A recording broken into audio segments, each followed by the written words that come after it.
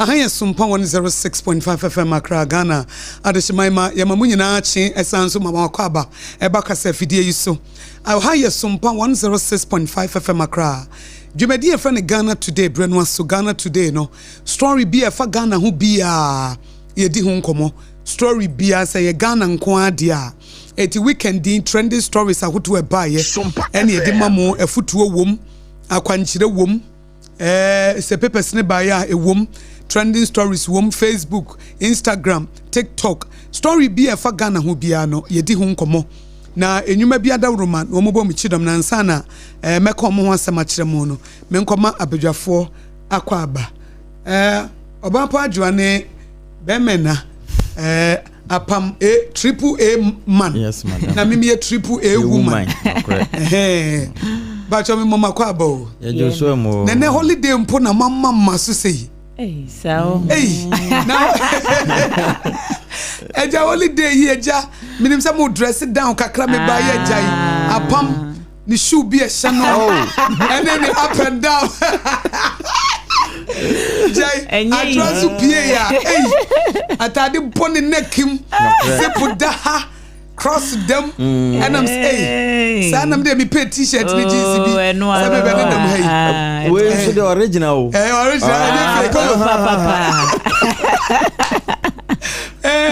Abidja for me, my kwa baby. Yeah. Say Ghana today, Brennan and Sunu na Enra and Osaji photo to Kwame Nkrumah. Ghana's first president. Yes. When you are 116 years. Oh. Yes. And Kotia. Ye nim se nanka nya mebe enkebi anka ye ntu na de so a. Ka ye nim se bi anka otena wa na odi ni bre nyina awie. Ono mom no ope one party state. Etina ne one party state de na chese nka obetre ma kopim se obewuo. Ka be se pobia no. Pobia mu de ni bi. Ko ba ba kwakora na afa okuta poma. Because no ope one party state.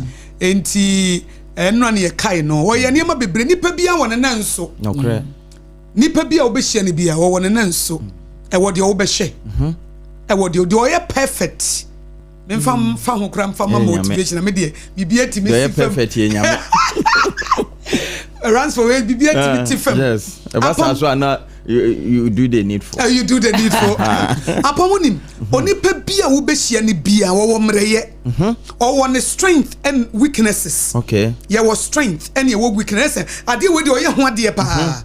And now wing why or your pa bas. Who's the time because me mamma or your pa bas and bufua. Yanka said before ye. Yeah. But on the you know, I say, where you want to. Nipa we were your power, but the time management in yen.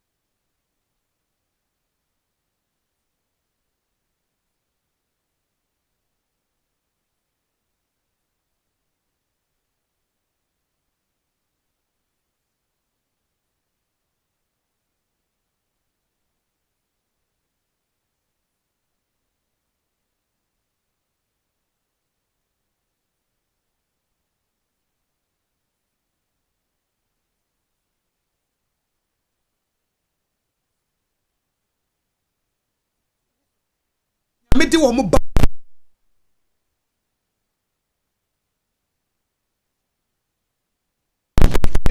bebre agya aware no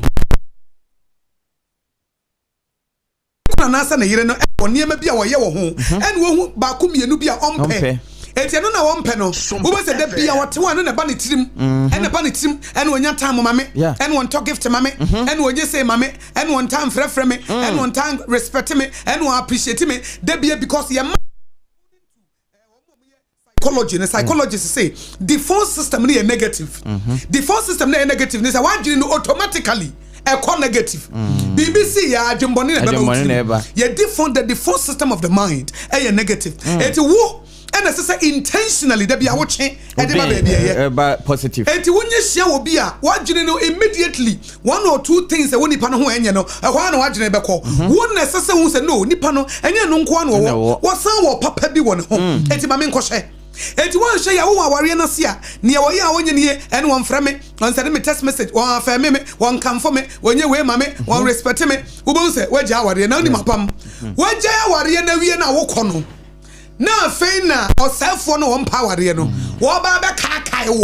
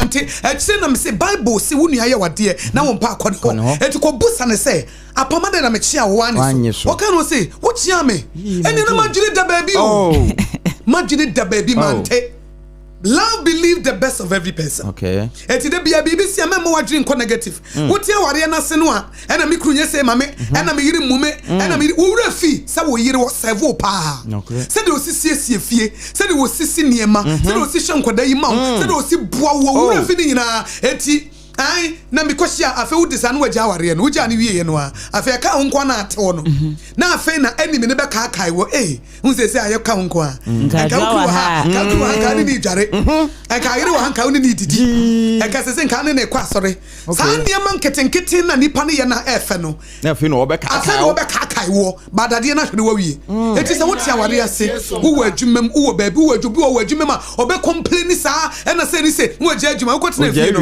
se na 1,005 ne de ma wasa abo sa abo abo enti yenya ahoyie ye relationship mu adwumam efie aware ase onipa bia wo be hia ne bia wo mreye ene wo san so wo na hoden da bia no se hu se wo ye nipa de wo ye perfect nko a Yesu Kristo wo kunu no wonye bofo wo yire no wonye bofo wo adwuma ye ni no wonye bofo wo manager no wonye bofo enti da bia ba se adwene bia baba wo tirim wo ye sei na ye negative ne manyintum apam unim so nsi obu woni chi anyintum nsi adwa we say anyintum your friend no the accuser of the brethren sa na frɛ bonsam the accuser of the brethren the accuser of the brethren say anototofo no obu wo yonko fo obu kunu fo obu manager fo obu adwuma fo ewo wutirim That be opposite when you are adwembone form ho. Okay. It is the accuser of the brethren. Be careful.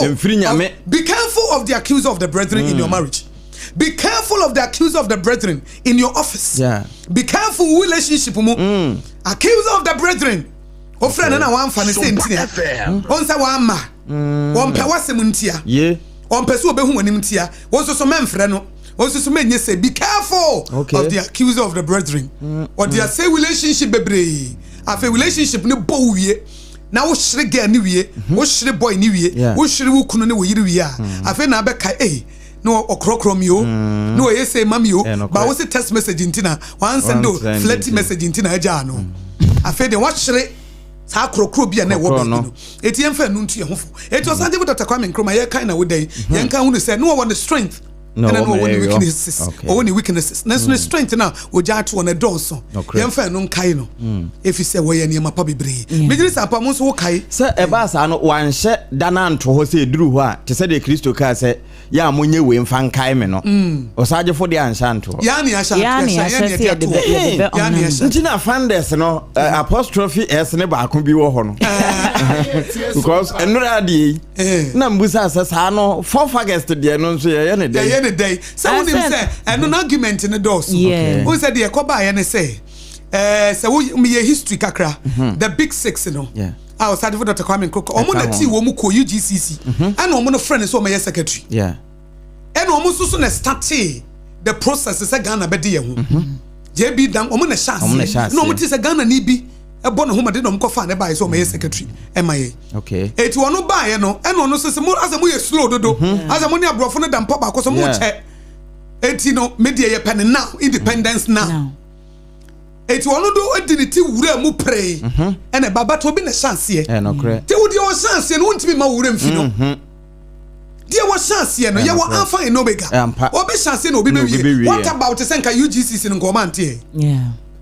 eki ko saje fo no nko abefri what about senka o man friend so me secretary ko ba wona bro chire o man friend so me secretary wono na beti UGCC dabi wona beti say ye abrofo no ma ye ne ye ho obi mu na chance ye e no mo friend no obebo aye eti ye kan ye kai wo mu nyina komfo boni a watena yarefo ho ma komfo ka betu ne yenyini mu okay esese ye kai wo mu nyina no correct and at the end of the day so obai na san krofo no wo de bi koto mu na make so wo ne mre ye ani bi je se bi wo krota wo share letter so mo tro ye e de mo saje fo me best friend madam fo hu mi mo bo me yare wo ha wantie ni nyina me srawo JB dan kwa say wo he ne letters ya o tro ye bro de no koto mu a me srawo me hu mfa me nyina wanfi eti wo wone mreye o wone strength yentimi nka strength renko a enam so obi na chance ye na obi beto aso nti no na esese ye kai wo mu nyina but amamu no obi aba we si ye nkai wo mu nyina we si ye nkai we nko ha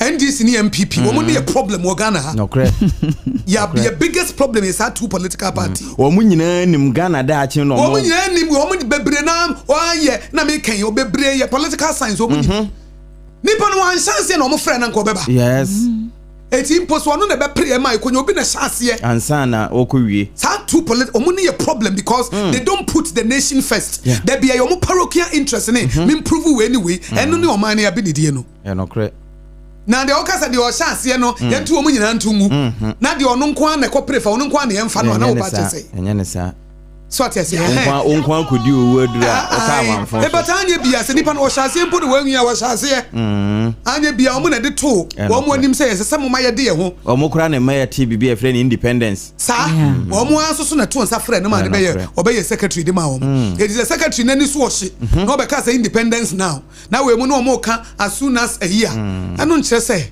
we should forget about them and throw them away omo ye the beginners and that's what we shall see but unim these two political parties you know woman are making their parochial interest and here omunti ye kai osagefo the industrialization of the ba ye African Union and no person of the ba Ghana Guinea Mali all kan ye kasa ye tia apartheid imperialism colonialism nyina it was laudable no ye kind and so for fear yan reflect said ye Emmanuel Amakofibu kind yan reflect on the vision no na ye mabi so yan fa moye bra minim apam de obeka for Osagefo na adwoa en fa bi so ma memo Osagefo wo ye bi na se be ma be ye bi wa me ye ni nyina enti said ye wadi kan boso no ne nepa wode baaye no yenhwe so ne yensua esanse ne wo wani so ade hunu ema wo man no ene se enkonoma da ne to ye bia no manhye da hunu agapade bi ya wayo se wo mampani ye de bekai no na mom de oyo ye no fakese na wo ye ma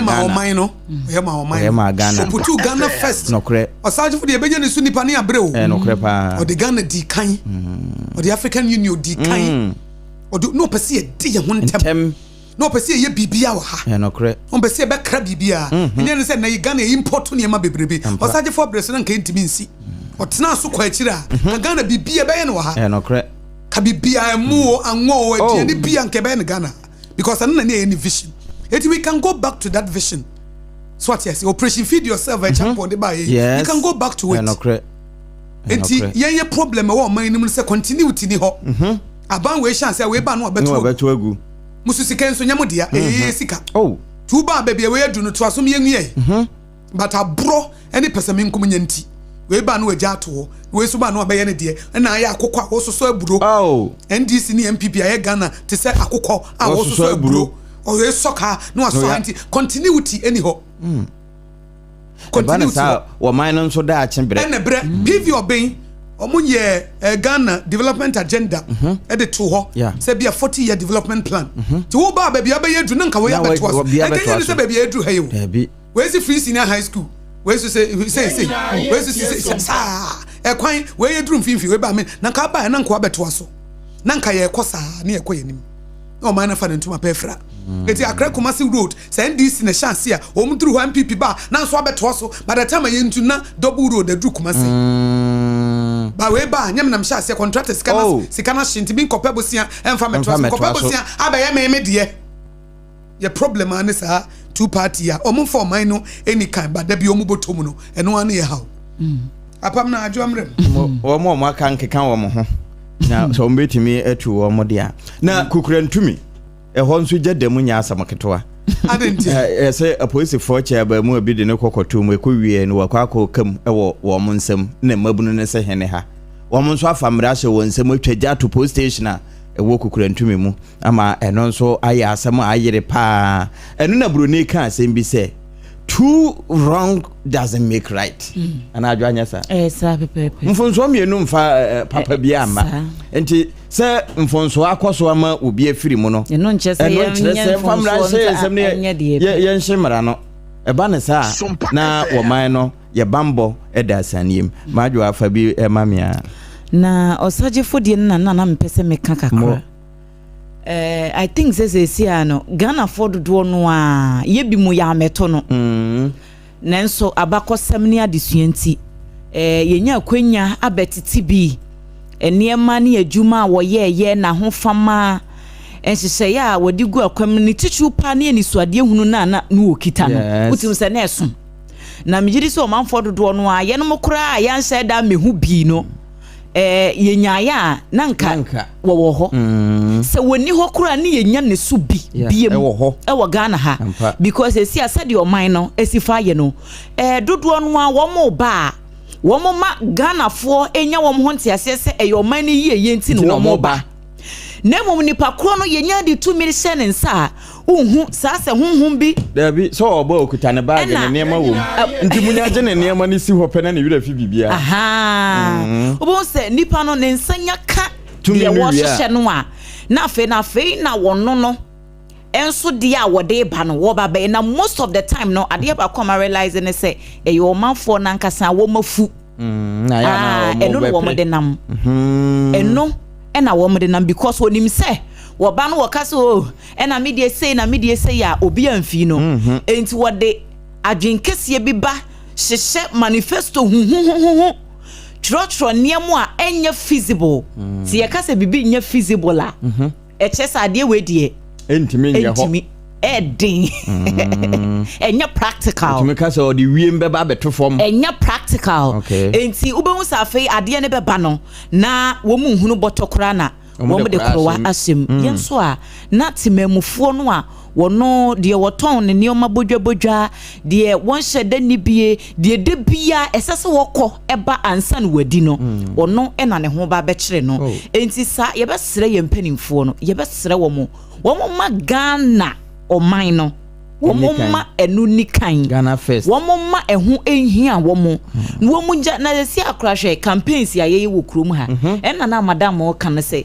political parties mienu no ɛwɔ kurom ha no wɔn ano yɛ problem ɛna woyi political parties ne kura firi hɔ no mu a amanyɔsɛm na nkasa the word politics amanyo no amanyo na yɛyɛ no ɛyɛ problem wɔ Ghana ha Ghana amanyo no because enya Ghana nkwa na yɛyɛ politics ɔman bia mu ebi wɔ hɔ enti adenti no obi timi yɛ ne die yɛ manfa so ɔba so na yɛyɛ timi yɛ de yɛbɔka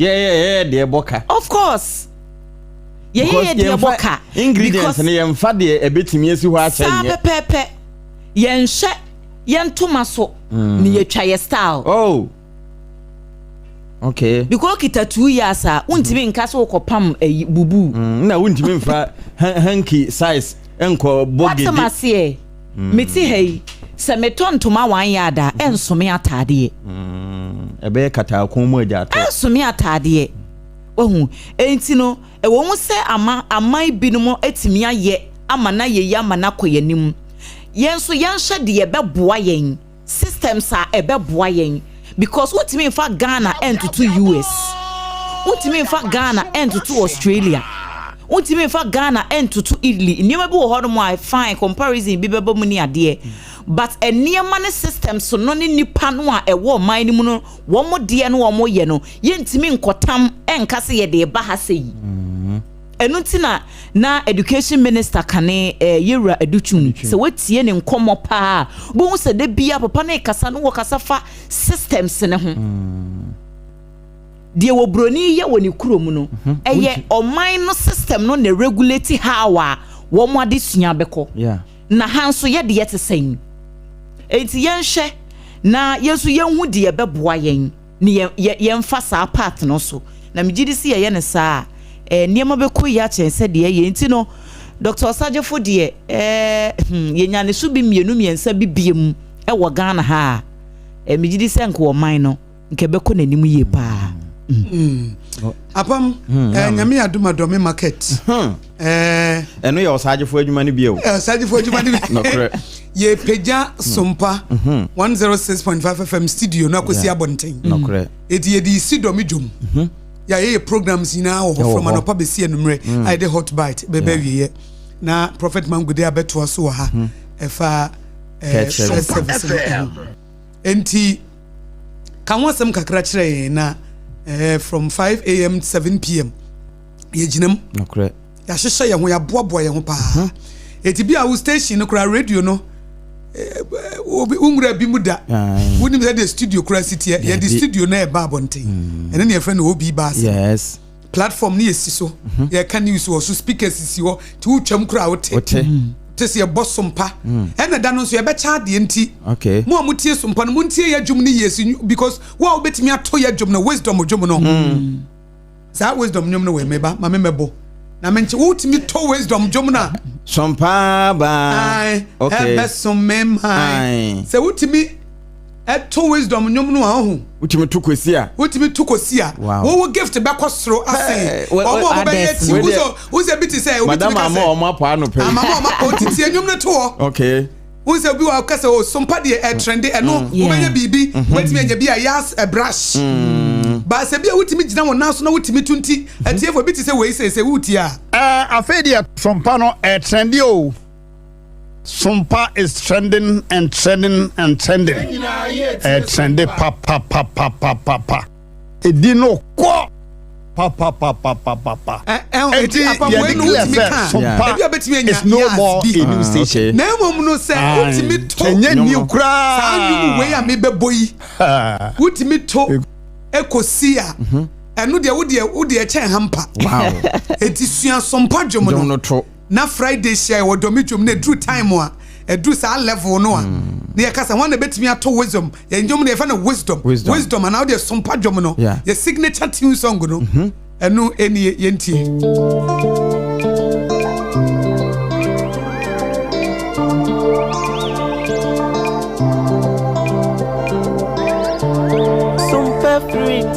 apam we no apam ma memfa we no momma mo we no de ɛwa ba yɛmfa we eti sua san dwum we na da no bra na beto ɛwɔ ɛno de yɛ sponsors no ne ma ne yɛbɛ pake de de gu hampam bibia wo mbi de ama asɛgye kɔ eti san nwum we wo betimi aba beto so do mi dwom ho ama yɛ no asi kama no eno no na ebi te say Sompa is trending and trending ne Sompa aji baby eno de pesi ne brush no e ba ko bi betua wonsam ba wutimi tu we no a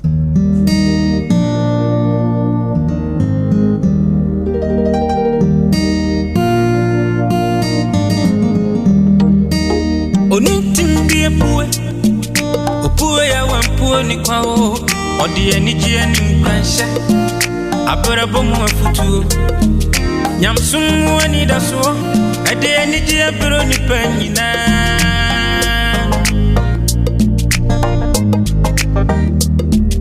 Sompa ba ebe sunima Sompa TV yabo Sompa ba ebe sunima Fawa fide no to Sompa Fato Sompa TV na ya wani pama o na unu warada isa gudie munsemo ubenya abera bum munsemo ubenya nyamsum munsem ubenya anijie munsem ubenya enyumpa na kakuma ubenya yamaimu amanyosem ubenya osumpa dibra ubenya nina ubenya Sompa TV yabane pabinisu Sompa e market ya pa enti nyame adom afia da nyuma me boy yi wo a wo ba do me market ya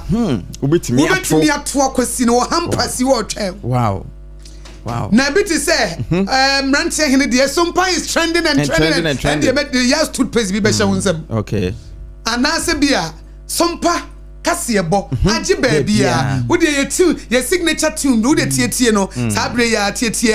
Okay. Aha. Se de Sompa na ko. Ni nyina wo ho. Okay. Pace ya toothpaste bi ubenya. Beverage bi ubenya. Okay. Na mom se wutimi to Sompa TV song no a. Ya be ma hamper. Enu de me de hamper no. Me be se ye wo mu ni ba ya. Na ma sade ntoma. Ahye ho. Me sade ntoma ahye ho. Kai. Hey.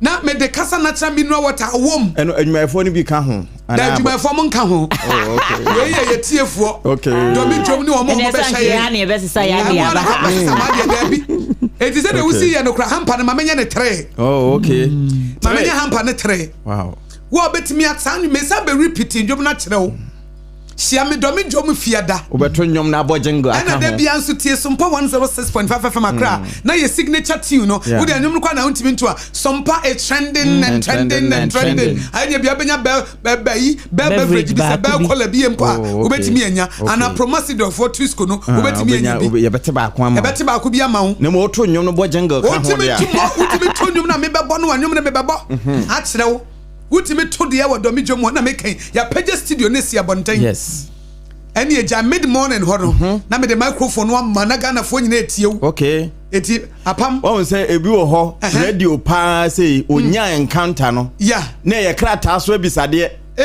sabre na ye di coupon ebisa nyom no ye di coupon no aha eti ayi for the sake of our listeners and so ya for fieda apam ma me repeat dwom ne biem na wo ba wa me fa dwom foforo bia adwom we na me ka dwom na me bebo no wutimi to a na to ne sa mento de to de me bebo no wadu ya no age me se hampa no Yas toothpaste wom Yas toothbrush wom bell collar wom entoma ewom Twisco wom ma pack ne 3 I didn't say the music and why I didn't quite say me and bear 5. I was bear 5. Hampa madam can e be a woman at the clock.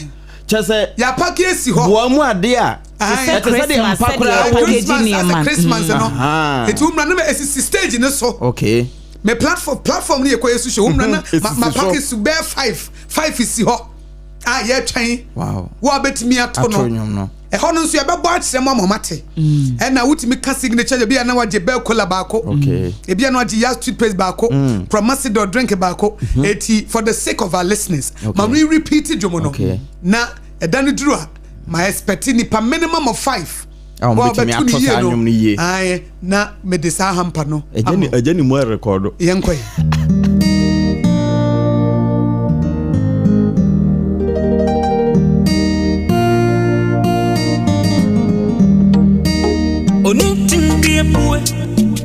Opue ya wampuo ni kwao Odie nijie ni mkansha Abura bomu wa futu Nyamsumu wa nidaso Adie nijie biro ni penyina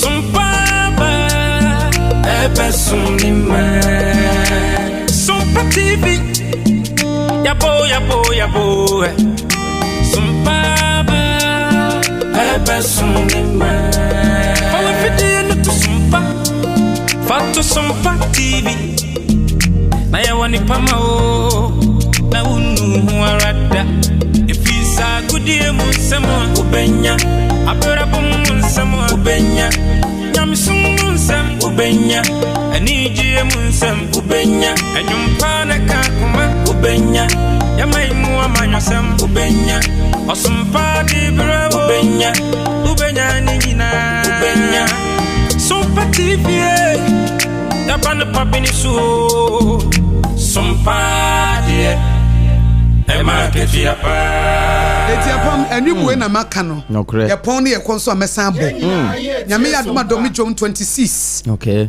fieda ebe ya from 5 a.m. to 7 p.m. time wom we let so otimi ba no po otimi ba wie o otimi ba numero ye wo ho okay ye page studio na ba bonten e be kan ye news wo ho Ghana Today ye be ye no wo ho yes first service Dr. Prophet Kofi Oduro e ho obeba be blow the nonsense out of your head okay obeba ho na between time na we ne 10 to 12 no ya tena se ya sponsors bibia be koso sa da na so 21st clinic beba ombe ye free medical screening na free medical screening no ombe chance anopa 6 ekosi 1 wow 81 man tama 1 no omawie 80 free medical screening no so ye be ye e wo domidwo mu ha jumadi no be koso e wo God First cold store Animo no ne store kakraka no or the animo che be half see emfa ho tie be see platform na your sponsors nso asi o mo platform na ya se carpet kama na ye wo ho ye nyina ye gu ho ene ye adwuma ye ne eduru adwenkyere na emergency ne mema one na ye be gye adwenkyere na free mo nkyɛn okay mo ne collect no Collect na yam fam mo phone so e betie wo mo ene kwa apam babu sampa ma me asam ne kan no adwenkyere ne sei ne age waje eti dane de e exciting day ye freedom ye beba kanashi La Paz ye beba ho Kantamanto ye beba ho ye page station de atwa ho eti shia ye 26 e wo dome na make sure say so badwom no obesua to onya hampa nketewa na ya hyehye ne kama entuma nso hyem government papa bi with ya shem aye de be ma wo a bomodin a ne ye sponsors product Bell Beverages any ade Yas toothpaste ne brush Promasidor Twisco energy food drink any ade ne ya pack no ne asa ade sompantoma ahye ho no na wa baba bebeji na mo make sure say obetimi atodwum yi eti ye signature tunes ne nyina ye mrante hene ka de Akosua Aboagye ka de Fuens Domo ka ne nyina fa bia na nwomre de woto de ahampamu a ene de ebema wonti so mpatiefuo se de eba emagye ye feso ne ani aso eti ebe se ye bem mo ye be ko community by community nyina nya dwom nko a ye free dwom a ewu wanse wo area ne yesi ho omra na store bi anim ne aboye nsese aye show no ho ene ejane ye de asana tiesim eti edane de ye exciting day eti between 10 and 12 no ye betena se ye wie news no a mo brasam nso ya nkrofo problems o mo de aba no ye be solve ho na o manfo nso akire o madwene de afa ho obi simi krai se ni se wanya dai ye ma bedwafo kire o madwene na o mo nso so e wo ho no nso akire o madwene eti very interactive eti ye ka Sompa obi ba say ye simple ya sam ne se edwumedie na ye di ewo radio so no ewo studio no ye page studio no de aba bonten eti e be ye ni nyina wo ho efra no pakosi enumere Professor Abochi so no ne dom betena se God and discuss country. mo speakers is want to beti enka Okay. eti efiada no bibia da di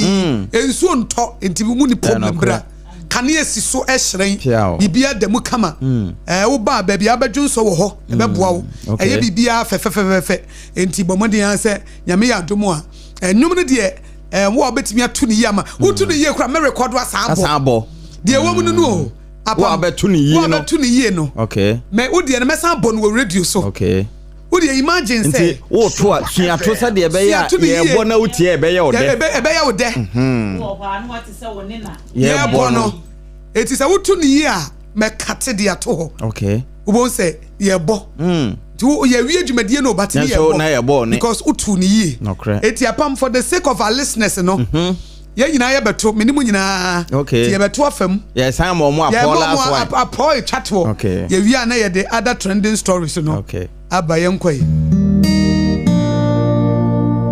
RANSFORD bobiti no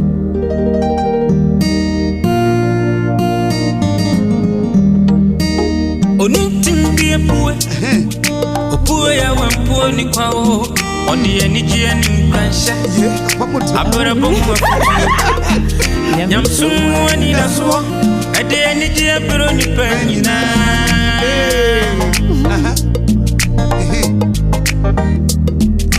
Sumpaba Ebe sumnima Sompa TV Yabo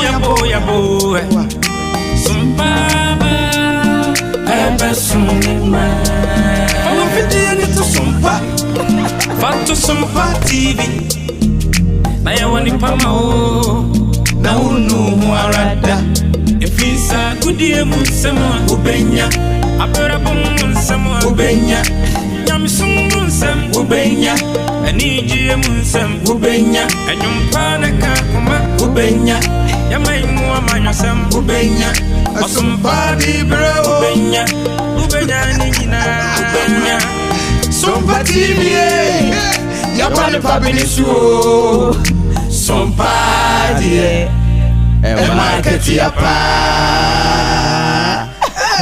Apam Apon wo record ntina ma sada e bobo me hwene no ndo so mbebo apon kese dodo sebo ye nua nana kwa me girlfriend wo show Facebook live wo say I will be there and yes you anyum ni ye because ma hyehyɛ hampa bi esi wo e dia ma papa apam ye call last one na mama etiefu abam entem eti yenkɔ ne de ye nyina na yeto yenkɔ Adwoa 1 2 yedem let it flow Onitimbi puwe puwe ya wampuwe ni kwa o Odi enijie ni mkansha Abura bomu wafutu Nyamsumu wani dasuwa Ede enijie biro ni penyina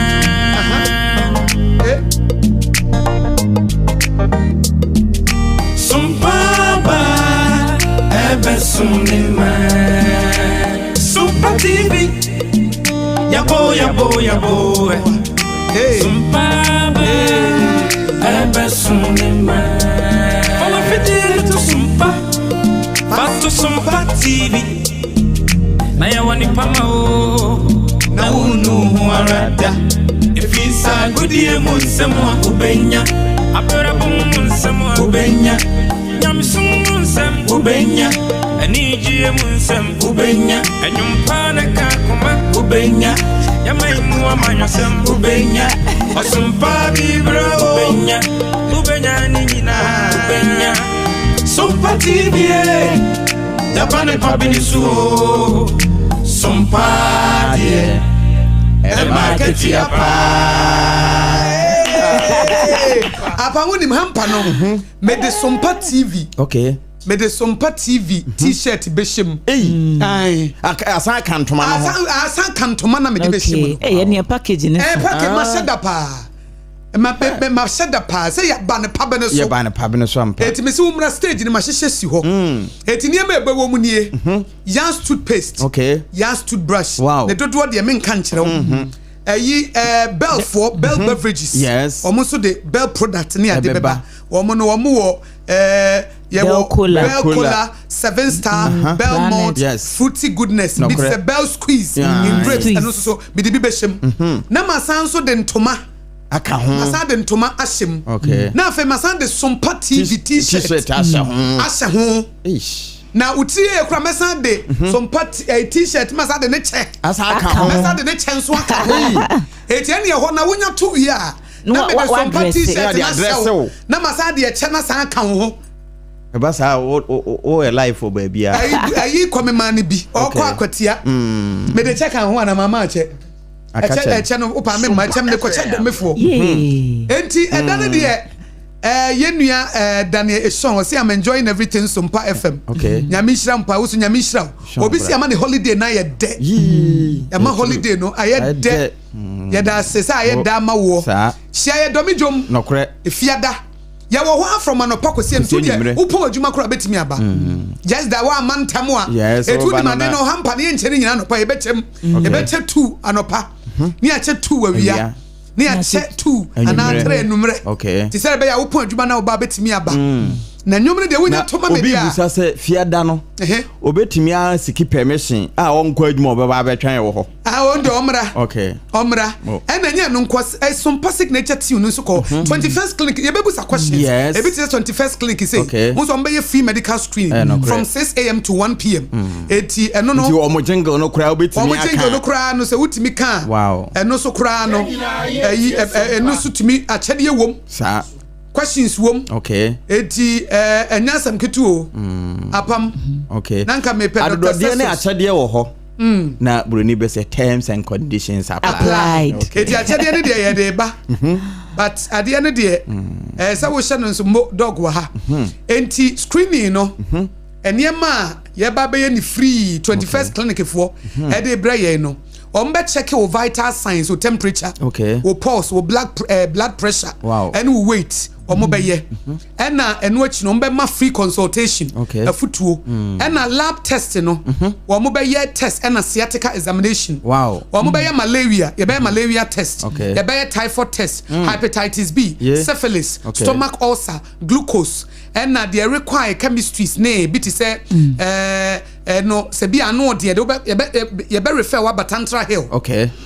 And as a cholesterol, kidney function test, uric acid test, LBC, liver function test, blood grouping, urine. You be now. The old boss is okra okola wa ko ya ne bo but dan na nam say Sompa say ya ba it in crime for maji efeso it yen so say e chemu bibi ya ba nso ye 21st clinic ni buy it wo hia ye wo ho a from 6 a.m. to 1 p.m. Omo 1 p.m. no o ma wi it is a lab test bi abrantam na betena say na 6 a.m. no ma sha say anu de on be refer omo Tantra Hill ya Tantra Hill runabout e ho na omo wonti nkran ha de omo chi enya yira kwan eti e besre say e dan so wo pese wo ye lab test di abra na wo pese wo be experience radio who said the Esikaya news, your newspaper said the no hey.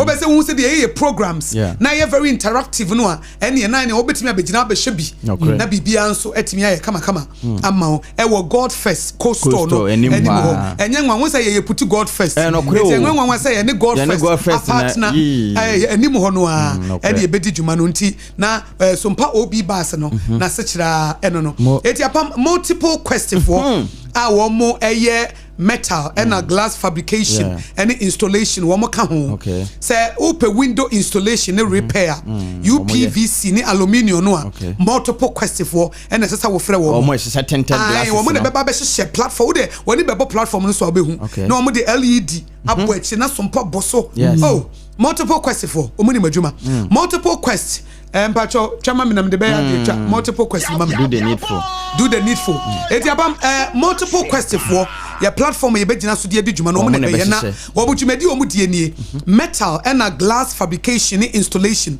wo mo ye ho adwuma window installation and repair nti wo mpoma no say wo pe UPVC anasa aluminium de no bra no mo nyema door installation and a repair UPVC ni aluminium wo mo ye glazing solutions frameless doors glass ne curtain wall installation and also so ni nyina multiple questions for eginam stainless steel the omo friend no balustrade installation and repair no and also woye metal roofing gate burglar proof and also burglar proofing. Yeah.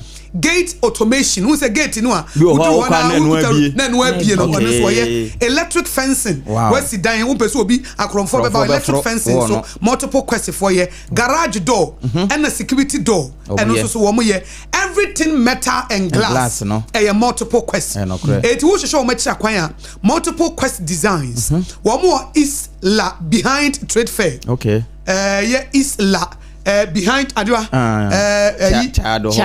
Chado hono mo Chado eti is la trace for eti hono Chado hono and a multiple question wo eti Mr. Nema me bubo so say wo hia sa services ni bia bomodi answer obefra wo musisi a 0243 178910 0243 178910 and 05440 na wabo 6 makomako 4 na de aka ho obo 05440 66666 emze 6 no 5 6 near 5 obo 05440 no wabo 6 makomako 5 80 multiple quest we add metal and glass to bricks. Eti uboy na omaje so sa wo mo so ka ho bi na Sompa obi bas no ebedi mo kama sanso na Bell Beverages ene belakwa so on say belakwa nsuo yi ena Bell Beverages so o mo ka ho eti occasion bia wo hia Bell Beverages eti brand refresh show say ye Bell Cola 7Z 7 star and na Bell Malt and na face so Bell Squeeze ye wo grapes no orange and a pineapple flavors no Bell Beverages and Bell Aqua one more and na eka ho a Sompa obi bas na ye pie ewo Dome Market nyame yadoma efiada Bell Beverages refreshing Ghanaians one sip at a time. It is a wuko Instagram, Facebook, TikTok, Twitter ni nyina ye Bell Beverages GH na wodem it occasion bia wo ye wedding wo ye party office wo pese wo refresh ho a Bell Beverages and Bell Aqua any ye come for ediama we betimi aboa it we dey hye so a Bell Aqua for the greater good. It is Sompa obi bas so Leicester Ghana Limited omode Yans toothpaste and a brush abedwa so no esum eti nyame adomo a product ne edi bi be che no wo mo ka ho bi eti bomode yansa wo beba wo pe toothbrush and toothpaste a wo di chichi wo sia wo se benya hode a na Yans toothpaste and ne brush eti be hia na mobro asem ye obi asem dwumedie ne nyina no ebekoso e wo ho kama Hajia special local food wono so na be me aduane adie eti se wo pe local ne continental dishes here atomic kwano so transition hono bia eben transition washing bay hono ehwa na Hajia wo 8 am no bie ekosi 8:30 pm bomodin say woni Hajia special local food na duane no etese fie die na wodem na ye pepepe Promasidor Twisco energy food drink no wo mo so eka ho aye ni wo mo ho agro wo mo so ema ni ti mu fefefefe time herbal mixture wo mo so jai edu papa nie time herbal mixture wo mo so Sompa obi bas no wo mo ka ho ntiniema ye de becheche no ye de time herbal ni bi be hyem de ama eti time herbal mixture se be ya betu malaria se wonum be da ho wo betimi atibia die na o body pains yare na beko na time HH mixture and capsules nso eno ya hyehye ne kama eno nso betimi aboa wa obi a wo dwonso a wo bre wo immune system ayemre wo pe general well being wo pese mpemu agro no bibia koyi a eno nso ye time HH mixture and capsules wo mo so ka ho na Sompa obi bas no edi mu kama eti ye nyina ye nhye no nso na eda no ye mfa ye ho enhyem eti we di apam ye be ma tiefo abamu ti ene ya fa bre ne pa na so ye be ma omo abam na ye nso so ye tiefo no ya to omo ka fiada de ye yi omo tie ye wo ayi omo frafra ne ye yi omo frim do me fo afa ni nyina do me market wa fa ni nyina 0260196064 and 0260196065 0260196064 and 0260196065 na etimi aboa wo kama eti enhwe de wa ba hello. Hello, good morning, ma'am. Good morning. Me patch frozen na free. Ajekum Santa Maria. Yo. Ajekum yetiu. Obi ahu ye de. Nyame adum obi ahu ye. An open cranson now the bar no. A comma me ankasa. Idan say so me jare kwala na me bi sa. So the phone. Ya na di. Enti ya atamja na maso ko kwa bom so bo sa bi. Enti ya na enye bo pae. da sipani na on kan sense na dia mai ni futu na mesre etifo so the sre wo mo bia mo dia so Friday college association fu na yebra na yemo bo ti do me ko so boko kaka Matia je kuma da Cynthia je kuma tun sa frese college Sompa College Association mun nyina 20 anya bi ade 21st clinic ebra na beji ayaresa brabe free lab test wo ho say typhoid malaria hepatitis ni nyina be ye ho adwuma memfa de waba hello Sompa FM hello bemena Akosua bemena Bemena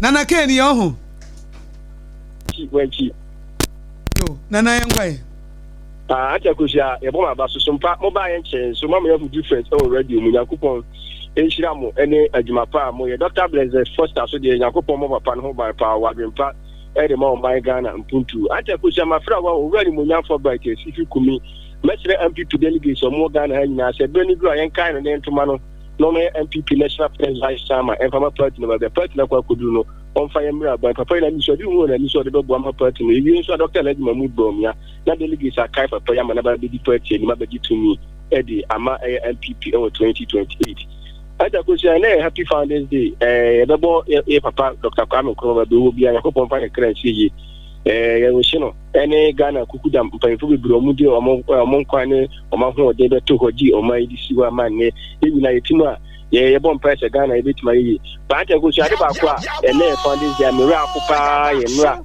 ye boda Dennis Miracle Aboagye okopie mu our central region but there is some issue to say Ghana 40 mamufo mo mbeja bia no ma Akosua okohwa ya shate ne down abaye abosume be 98 papi so mo num bi ni nyina galamse ya o ene high ye be say Ghana ye mampani John Dramani Mahama opre so ba be di my issue or the figure say obo be declare state of emergency e da to galamse no so esre no e bre na ni omon twen san omon declare state of emergency e fa to galamse no because enne kra ni etete is en kontomile ko edi twima kwa nka wabo wakaw ampese bi nka wade ba bedi no ene mekura yi mu ma ene bayira abukwa akotokro mu se mekuru mu eti Ghana yenye save ye mampani John Dramani Mahama ne NDC serem omu mate medanse ema obi fofron so emra 0260196064 and 0260196065 na ye nua comments and pillar 2 so the message odi afa Facebook Sompa 106.5 FM Accra no si comments as more dia about si give Baumia another chance si galamse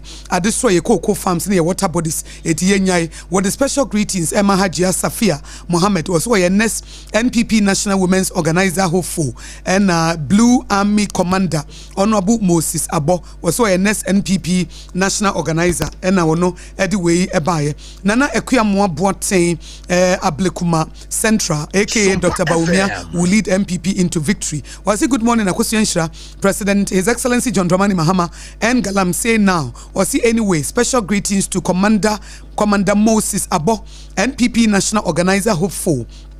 Was it blessed afternoon, blessed morning to Godfred Eyim, aka Nana Ahenkai, was it the golden boy inside Kede constituency? Where you greetings. Daniel Eshon was I am enjoying everything Sompa FM. Was it BBI Sompa Bia Naniaje, Yadanse, Yami Enshra, Yentimi Fakos in the Bibia Brenwason. Anna Daniel Eshon was what the glorious birthday Emma Mame Abigail, Ya Mensa, Maslock CEO from Western Region, Women's Organizer of NDC, and myself, Ken Kaka, inside Takwa. Or say God bless her new age. Mame, ye day happy birthday Nema wo. Na enwa china yenua comments pillar 2 or say I will be the winner. Or so bet told you nwasi na waje abasobono. Daniel Eshon say Akosua go please. Your voice is killing me softly, sir. My voice impone ekun ene misuma de bekun kura. Ena Daniel Eshon say what the birthday ma Dr. Maxwell Nana Yao Boache. Palasco, Western Region Council of State member. Wefi Daniel Eshon was say Dr. Maxwell Nanayao Boache, Palasco, Western Region Council of State member. Was when Yamin show now on locate to Bibia will be away free original Ken Kaka inside Takwa ɛna ɔno nso de wei ɛbaeɛ eti apam ɛne ɔbaapa yɛbrɛ no aso we are looking forward to efiada nyame ma yɛ kwatenti bibia bɛdam nyame wate wie mama yɛ dada wɛda ne bɛyɛ kunti awia ne nhyɛ da mmɔ bebree ma awia nhyewachi dabi ɔbɛma mmoa yɛ nyunyunu kama paa na yɛn nyinaa yɛbɛka Sompa ho na ayɛ de eti yɛmfa aseda nso ɛma God First Cold Store sɛ wɔn de wɔn anim hɔ ama yɛ sɛ yɛma di dwumadie wɔ hɔ polisifoɔ nso bɛwɔ hɔ na wɔn ahwɛ ama bambɔ ho nsɛm nyinaa nti woba mensuro please ma 7 polisifoɔ bɛba aba bɛhwɛ sɛ biribia ɛda baabi ɛda sɛ de bɛyɛ a sɛ crowd no mpo ba a anaasɛ nipa ba hɔ a wɔn bɛtoto wɔn yie ama biribia ɛna yɛde speakers bɛsi mia eti not necessary sɛ wɔbɛba wogyina baabi akora obeti yenka na aboasere be nipa mebɔ dɔmpim bebree ɛwɔ yɛnim yɛ space ni hyada ɛnsu bebree na nso so hɔ ni nyinaa nim hɔ ni nyinaa deda hɔ a wobetimi agyina hɔ eti adwa maseme twa to ne yenko maseme twa to ne sɛ nyame yɛ adom afia da sɛ de aka no Ghana fo nyinaa emra na wɔn mmeta yɛchi na dwumadie no a yɛde ba dome market no bibia entumi nkonkan na wɔtwe nso ya hyɛ foforo mepaatwɔ di no kure ma awurade na di no kure ma wo ho wotɔn ade wɔ dwamu a enkɔbɔ konko ne to mensisi wo nua a mo a yɛde nnwuma ahyehyɛ mo nsa mu di nnwuma ne sika ɛma wɔn yɛ adwuma no wɔn brɛ no Friday memo ama motivational message Friday me dia ma o message na de Friday be ma eti di no said ye beya a wonso bibia betimi akonkai Friday ye nyina ye sua e wo dome market enti enyu hu free sa adwumadie ni mu ye da se wo de ka kura twema beti se ye kasa wo twabu kaka mpo a wo be so wo hey o munati wo no ya ba apam wase me twato ye nso a decoder so no binya mo Yenina ye TS. Nyango tse o mic na mimie afa ni mabi ama wo. Adwa de ne mabi wo afa ni mabi enti apam yenko. Me de no fa adwa ho. Enti eduru ho a decoder asofo no momfa na afa information centers. Na bonso market. Ebe sanso wo Facebook live enti de be koso bia no. We will be there live. I will be hu activities e koso do me market wo nyina. Enti fa ho jim. Ne ye twitwa to Facebook page ni ya. Leicester company di kan.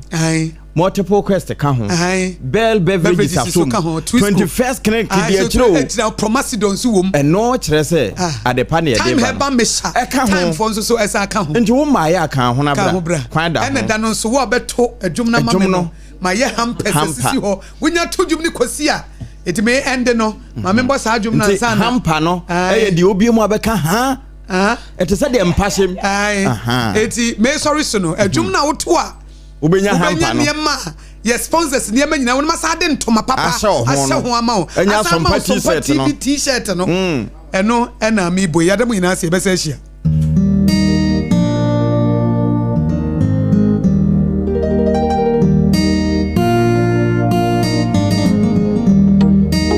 Onitim bie pue opue ya wampue ni kwao odi enije ni nkwansha abura bomu afutu nyamsum wani daso ade enije aburo ni panyina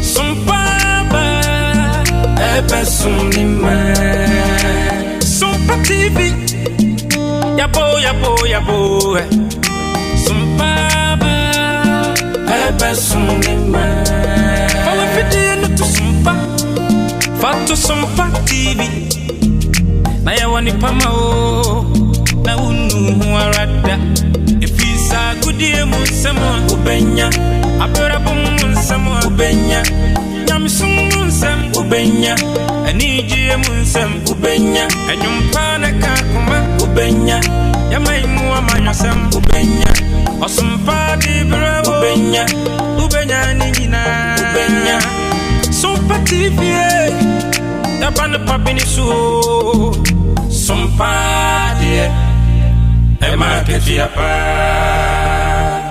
Mama nka bebe kaka fa makoma mu hene ho nkyerɛw. Ɔbɔ me ne mabusua ho ban. Me dia no hwɛ mabusua. Ti awon to aso kwa awon to aso so. Hwɛ, mama nka nkyerɛw. Me dia mama sere daa ne da. Me dia no kyerɛ papa. Ti etiri kwa sabe bia ye obi wɔ hɔ. Aba, emeya hyase bio. Nti mu wuranom na mo kan fo mo saa.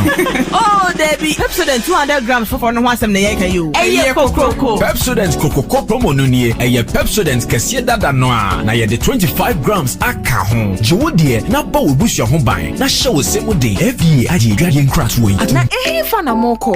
Ye train wa garden ni. Na me pray ne. Mama, javelin. Oh, sa. Na plate no so e. Mama, enye plate o, discus. Ye training every say ye best ye inkunim difo. Mo asem winim say, ansa na mo bedi nkunim no. Mo hia hodin bebre. Say ye chocolate taste ni tu nchen a. Ene fota e what Swiss comunu kra energy boosting vitamins ni minerals a. E po nkunim difo. Sisemwa. Mama, ye dase. Me mo fa ya pomudi hu hia me. Swissco, power your dreams. FDA aji ejeje inkrato yatu. This is our own. Let's cherish our own. Ghana Premier League is back again. I say this is our own. Let's cherish our own. Division 1 League is back again. This is our own. Let's cherish our own. Ghana Premier League is back again. This is our own. Let's cherish our own. Women's Premier League is back again. I don't see a day what dog can want. I need you can want. The ratio more. I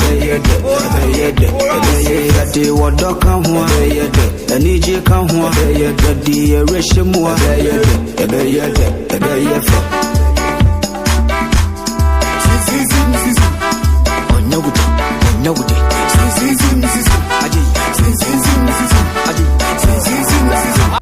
Ene Adwoa Asare Nyankopon ase se na so de menkwa a kire no da free ene yasamba yeda gude musam ene to aso fi sabe kopim se no nwotwe ebobo ya tunu din se tip off ene yede ba amana ne nsem o musa so fi sem ensusu ewo mu ene no pa ya bo ni nyina no yede musam e ba be down ewo dwumade nso ha Sompa 106.5 FM dumo for ba center Dr. Time da so no pa oken ho bi ene yede agude musam no e ba sanso na kasam no awota enso eta echi multiple quests enso kan ho bi ene no pa yede agude musam no e ba Bell beverages omuna kofa Bell cola eno achine 7 star Bell aqua omuna yede aba no pa omso ta echi na agude musam no e de e ba be down ewo dwumade nso ena Sompa obi van yes na go pa me fiade di anum ya ye to e do market and antino na we hye na bibia so etim e kama we na boafo no pay o maso asena ye da agudi mu nsem no e ban 10 times yan starting our CAF Champions League and CAF Confederations Cup e ba so na otwe we nemum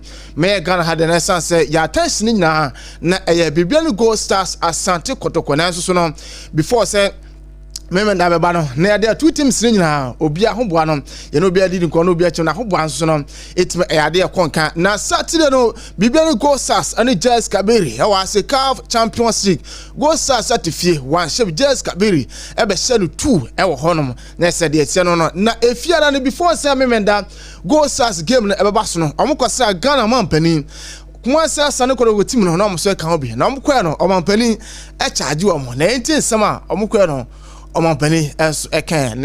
Almost weekend. Yana.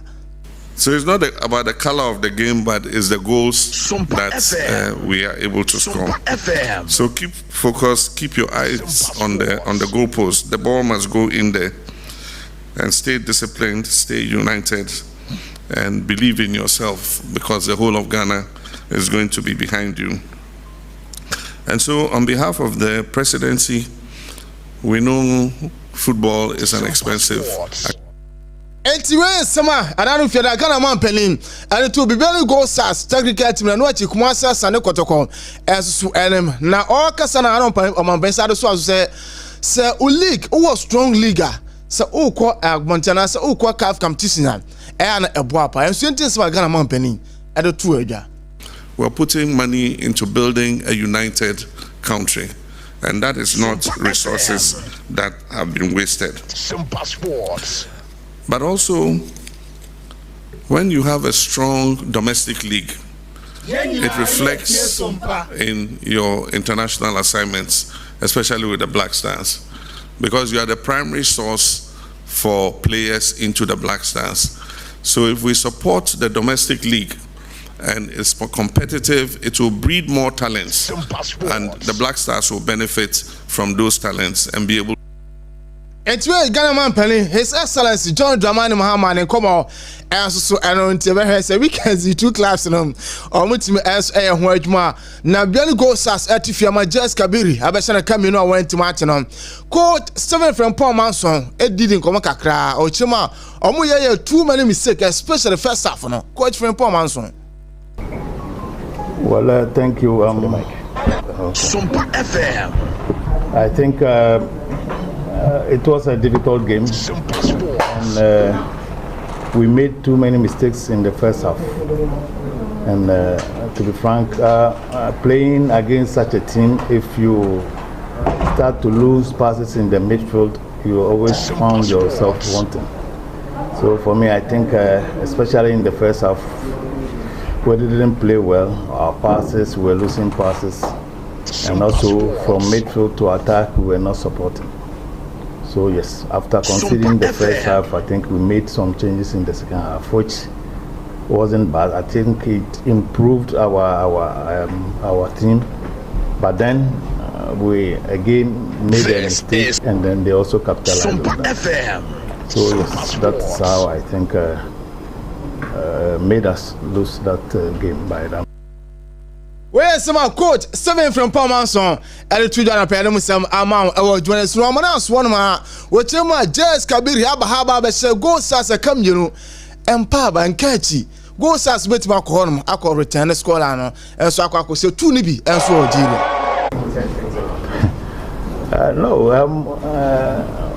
now we've lost the first game, yes, and this is the first league, and then next week we also go to the second league. Yes, it's a tall order, but then we've seen if we're able to correct most of the mistakes that we did, I think we'll do well in the second league. All right. And to some reference 7 from Palmanson and so at 2 giant and catchy goes as with my quarry. Akosua 2 Amanaye. Now Okasaria and Jess Kabiri head coach or reference Joseph Samba and so Dimidi Komaka, which you went down on any park and Akasanka Sports Stadium and man bomb. Yeah, it was a difficult game for us, especially the field. Our players, they use normally another field. It's not easy, and also the weather, it's not easy to play. You can feel it in terms of the conditioning and in terms of the ball possession, but for us was important the result, and compliment on my team. Was a difficult game, but we won, and that's important for us. The result is important for us first, and they did it well, and I'm happy we have the results in our hand now. All right. Any question from the media? Your name and your...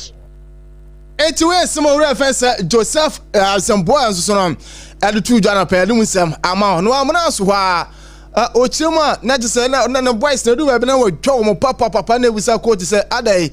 Ebanson was boy na commit much more than 2 goals and so on.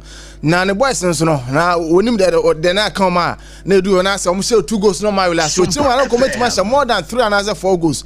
You just refer Joseph Sambo and so na Judah. Yeah, talent player, a lot of talent player, and very fast. It's talent players, but you saw the game. They had all the chances, but I don't know how to. I have to count the chances, but this makes me a little bit upset because we can score 3 or 4 goals more easily. It's I don't know. I say going to match more than 3 and 4 goals on so now. Nice. I know some Joseph Samba, a head coach at my Jess Kabiri and come and so I don't know. 19 Tomina Fiancodin Komaka and our class was said in one and some track Sunday Kotoko and the Kwara United from Nigeria. Na Saturday game na Sponibase. Do a Dionuno Kakra and our boyfriend said, Imono Memoranti in your first go, Hedema Kumasa Sano Kotoko. Now afterwards, no, Jess Kabiri, as an answer, we're in quarter, and so I take on a man bear 1 Kotoko, show 2. At was so, I said 3, Jess Kabiri and answer quarter, have a tete. Now, yet after the game, coach Karim Zito, then come on.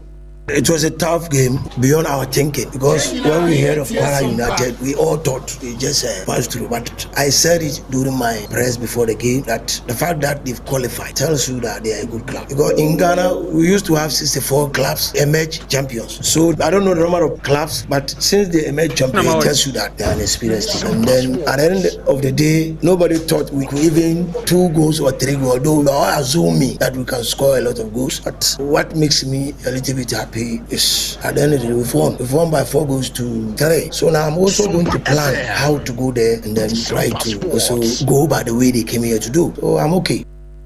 And no coach Abdul Karim Zito Sarikine come on and on answer and no Kotokose na kwara bete na Kotokase amana be 2 na kwara bete amana 2-2 na Kotokase na 3-2 na Kotokase na 4-2 kwara no na let's go ne dia me so hu o go 4 na yebusa coach Abdul Karim Zito say go so am consider no and so coach what you saying? Well, I was also surprised for the goals, the way we were surprised. But as I said, there's always a day that may be positive to you or negative to you. So today, even if you were to be in my dressing room, I applauded the attackers and then told the defenders, you are surprising me. You understand me? So I think this is the first time some of them are playing this type of competition. It's not easy, but to me, I've seen my mistakes and I have to do and rectify it before we go there. I believe we can do everything. You will never believe it by 4-3. You will never believe it. Coach Abdul Karim Zito and then some and nice no omo misses omo better if you no match say and say no free say e don wani so achim all Nigeria na over first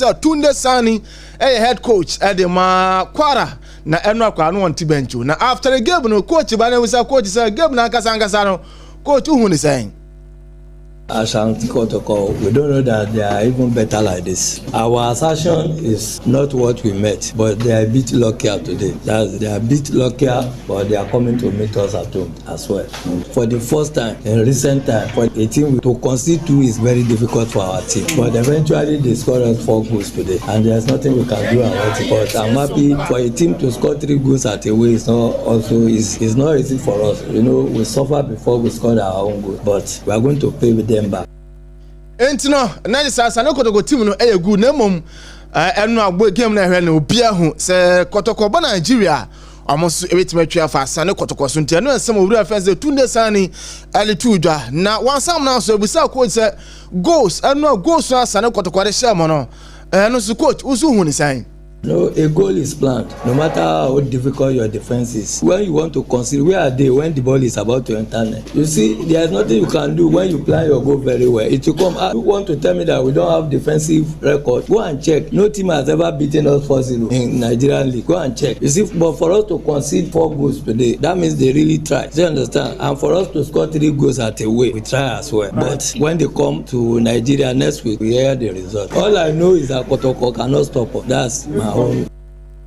Entano esema owura fensa Tunde Sani entino na se goals no de onu so ebusa ye se goals no mososo na ehye no na Kotoko defenders obusa se no moso ewa hen onu de coach edu ba bia defenders no wo kasa kire ma edu pitch no so obi anso timi edo person ti coach na esema eno no goals no de osina Nigeria league no team bia no mo team so mo 4 goals on ti Kotoko team no ese o me strong o honom na afi every honom ne afi an chemu our Ghana Premier League no na atwa we matches a hero so etimi eba so no start efiara na Dreams and say Midema Sporting Club ese kana mako and 9 Emma 12 say Vision FC and Entima Timbacho we table no Timam resource na answer na je say Vision etifia na say Vision etwa Midema akwade 4 no me da match say ba so say nezite Hoho United face ba ko Emma Young Apostles no etimete kanu ba ko so ntano ya 1-1 away Legon 11 Wonders ese ba ko Emma Heart of Lions ese 9 ewo honom na say we eba so tema ni Okraku Sports Complex na South Bendon enso 18 ba so eno match say ba so say FC Samates 1996 ese ba ko Kaula Football Club enso ese ba ko Becham United tife wan shebi basike hodi sas so no entim ansibe no ti Sodro All Blast yes ese kana mako miensa ema brekum Chelsea entim ante dona sas atife wona na ajuma bodu park ese ba ko ema Nations FC entim ante asane kono go sas game ne dey ya post Nyankopon aduma ene House of Folk body Dreams FC na mami table no na after say Jabo 2 matches no Midema Sporting Club who the kind over 6 points and watching out of Flowers that toss me and also 6 points. Kawala toss me as all 4. So the All Blacks our 3 and what was and at the Babu Kumitas a chat to us and I got a call vision as Hobiano Pedimusam Ama Tumadi so na and dream self here to nephew no about the chance of folk or first some Masudi Domani was I guess dream self no one boy at the same. Preparation has been very, very good. The players have showed a lot of tenacity and sense of purpose. The players have shown a lot of resilience in terms of their approaches, both the culture sessions and then the video sessions and then the pitch sessions and then the gym sessions that we conduct. All these aspects have really been productive, and it also gives us the opportunity to also give our players who are also on the sick, departments to begin to wind in. So preparation has been really very, very, very encouraging.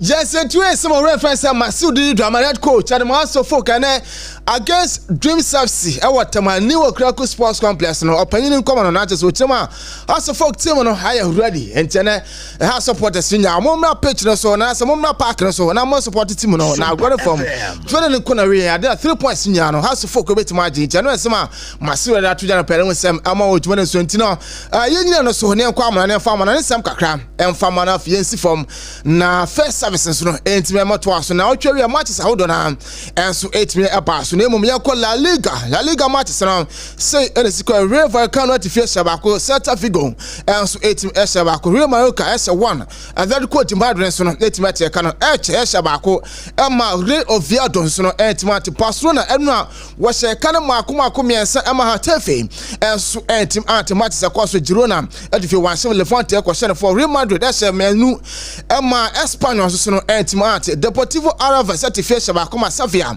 ekwo no 2 na bia ranso ehemienu Emma Osasuna so net kanu ba kwa no Peremusam Emma Valencia HO2 Emma Athletic Bilbao so no Antimate no Peremusam amana after say game no after match week 5 no sena table no say akwa Real Madrid ready kan 15 points plus 8 honum and what pass and so toss me no 13 points plus 3 bia toss me so 10 plus 6 and Espanyol so toss no so 10 plus 1 no Peremusam Emma Ojman so no ram EPN for matches and so team pass no for me for na Ojman so now enu Benma for na say memenda no na say match say ba so say in the Liverpool to fear Manchester derby no and so 8 me aba so wo say me no Emma Everton and so team take kan ba ko na no Brighton Hove Albion say me no Emma Tottenham Spurs no 8 me kwase kan me no Burnley S1 Emma Nottingham Forest so no S come and ba ko so West Ham United fear Shabako Crystal Palace and so question 2 over Wonders Shabako Emma Leeds United and so kware question 3 on annual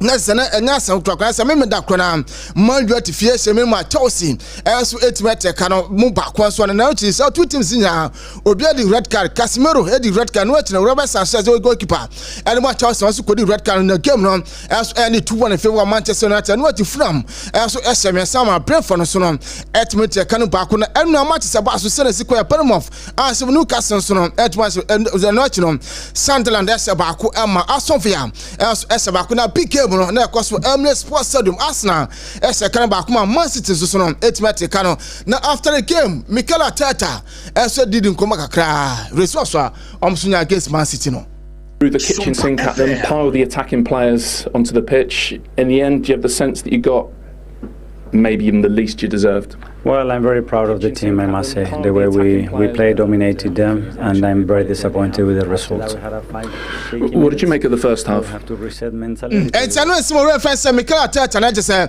I'm not an idea, Madam, come over so many 3 points in your national room, say, against Open Team, and I said, Team first assistant at times, and yes, small game as one. And I saw reference to Catura to that, and I said, where Mikel Arteta, now Pep Catura, and sweat me didn't come after the game, no. Your team's performance? We cannot make analysis without happening this week. Like we play the Tough Games United and Champions League, and on Thursday now today, and a team like is so powerful in all the aspects. It just heads off to the team how the resilience. Of course, it's so difficult where you're not effective in high pressing, and you're not effective in the build-up. Always is so tough and so difficult to do it.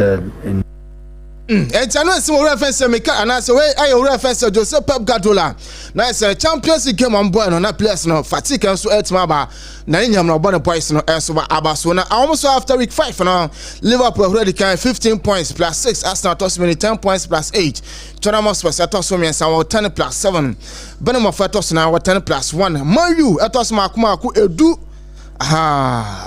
or 10 and I say 7 points minus 2 City toss on crown one also so 7 points plus 4 honum Chelsea tossing sia or 8 points plus 5 or honum tino on this note we na so for good dem nsam na first service nsomra na emeto aso Sompa obi fan no pay nyankopon ya aduma efiada hyai anopa mo ke ho bi na da good dem nsam eba efiada e ba do me marketing so no we hye na bia so etime kama medimo for ba center Dr. Tam da so ya na fabra na onimu na for time ento so na untu ase emfama bera kwa na se beverage so na akofa bera kwa eno a kire